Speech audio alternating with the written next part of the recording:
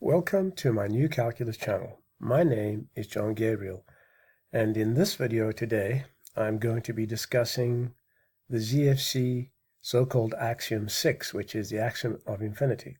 So let's begin. Now, what does that axiom, supposedly axiom, state? It's not really an axiom, it's nonsense, but it states the following.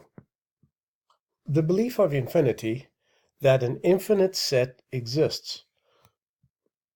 And the belief is written as follows. Now, that's quite a mouthful of rubbish. And the way to read it is as follows. There exists a set S, presumably infinite, by the way, such that the empty set is an element of S, and for any x, whether it's a set or an element, we still don't know yet, in S, the union of it with any other set x is also in S. Now, remember that the purpose of these so-called axioms is to establish whether or not a given set is actually a set. How do we do this? By conformance to all ZFC axioms. That is required so that our object qualifies as a set, because there is no definition of a set. There's not even a definition of the epsilon or membership relation. In fact, it's not even called a membership relation. Okay, but since the previous 5 axioms have failed, we are done. Well, there is no such thing as infinity, and I talk about it in this video of mine here. Infinity is an ill-formed concept. If you watch this video, you will know that infinity is bogus, that there is no such thing as potential or actual infinity. Excuse me. So,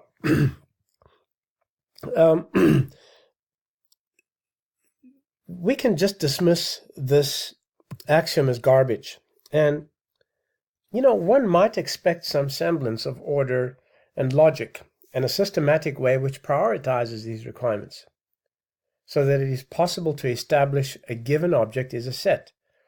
Now, this URL here is a URL to a video by Professor Frederick Schuler, who is a set theorist. And if you start watching from 3 minutes and 29 seconds, you'll see that there is no definition of set, not even of the primary relation E, okay, which is supposedly a membership operator. So you can put 2 operands on either side, and you have a set theory statement. Ironically, the axiom of foundational regularity, which is belief 8, requires an epsilon minimal element, and that comes only after this. So the idea behind all this bullshit is to establish a set by conformance to the 9 beliefs. And so far, every single one of them have failed.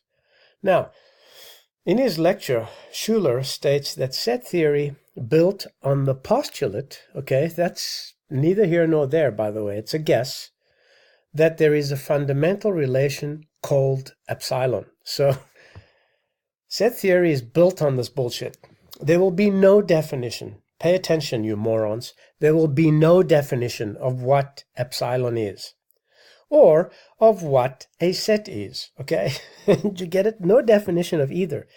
The way you determine what an object, whether an object or not, is a set is by conformance to the crappy ZFC beliefs that come out of this bullshitology, okay? So, instead, 9 axioms that speak of epsilon and sets. You see, instead, this is how you're going to realize what is a set or an element or any of these other things.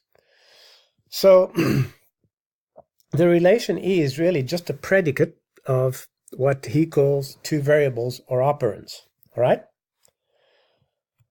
And you can go to his video, which is this one here, and watch it. It's called Axioms of Set Theory, Lecture 2 by Frederick Schuler. He's an idiot. Okay. Now, join me in my next video to see how belief 7 bites the dust. You know, what has really stunned me throughout my life is that these incorrigible morons, especially the ones who supposedly put together these foundations, the Bourbaki group in France, could actually have called this the new foundations. These beliefs are so broken, and in order to make them work, well, they never work, but in order to give them a semblance of logic or some semblance of rationality, one has to produce decrees, in other words, rules or laws as you go along, because if you don't do that, the whole theory collapses. So, for example, you can't say that the empty set is contained in a set. It can only be a subset of other sets. And then, ironically, when these morons try to derive the concept of number, they do exactly that. In other words, they contradict themselves by including the empty set as an element. Of course, no one knows what the hell an element or a set is because it's not defined in formal set theory. So, in naive set theory, don't know if I pronounced that correctly, but I don't give a damn. It's assumed that a set is like a container or an empty brown paper bag, and that elements are things that you put inside. But if you look at it that way, it breaks even faster. So these orangutans had to produce these 9 beliefs, which I also think of as decrees. I mean, who the hell are these fucking morons that I should accept, I who am a genius, should accept their syphilitic ideas and thoughts? Neither should you if you have any brains. Reject this bullshit. It's full of errors. It is full of flaws. It takes years to be able to use even in a simple way. I mean, you can go to a site like sci.math to see how many morons there are still fumbling and bumbling, professors included, over these supposedly foundational concepts, okay? It's all garbage. Well, I hope you'll join me in the next episode where I'll discuss the last 3 beliefs, 7, 8, and 9. So until next time, I'm John Gabriel, and this is a New Calculus channel. Goodbye.